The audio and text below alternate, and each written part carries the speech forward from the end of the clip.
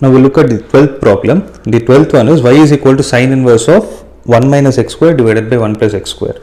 Again the idea is put x is equal to tan theta, which implies theta will be tan inverse of x. Right, when you put x is equal to tan theta, it will be sine inverse of cos 2 theta. Right, because 1 minus tan square theta by 1 plus tan square theta is cos 2 theta, like from the previous problem.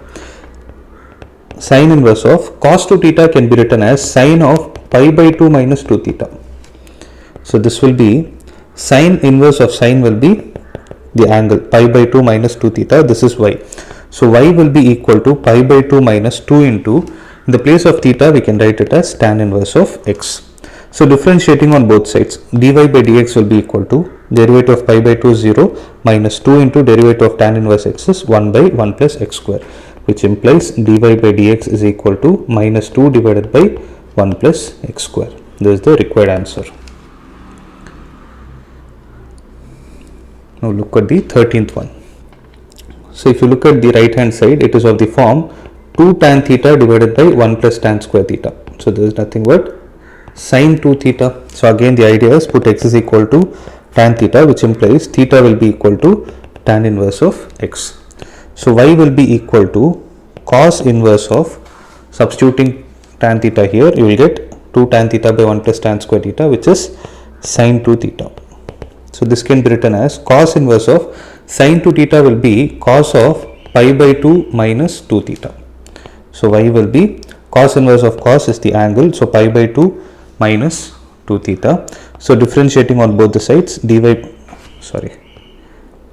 so pi by 2 minus 2 theta.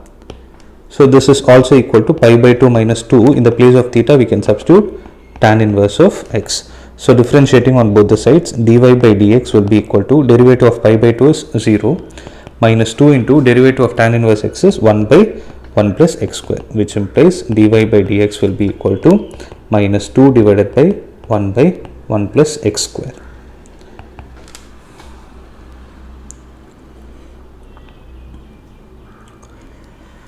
Now let's look at the 14th problem. For the 14th one, the idea is, since you have sine inverse here, this has a high chance of getting converted into sine and cos. And one more idea is, wherever we have 1 minus x square, we need to put x is equal to sine theta or cos theta. This is the idea we have got from the inverse trigonometric functions. So if I substitute sine theta, then y will be equal to sine inverse of, so if I put x is equal to sine theta, which implies theta will be sine inverse of x. So y will be sine inverse of 2 sine theta into root of 1 minus sine square theta is cos theta. So y will be equal to sine inverse of sine 2 theta, this is 2 theta, but theta is sine inverse x, right? So y is equal to sine inverse x. Differentiating on both sides, dy by dx will be equal to 2 into derivative of sine inverse x is 1 by root of 1 minus x square. So dy by dx will be equal to 2 divided by root of 1 minus x square.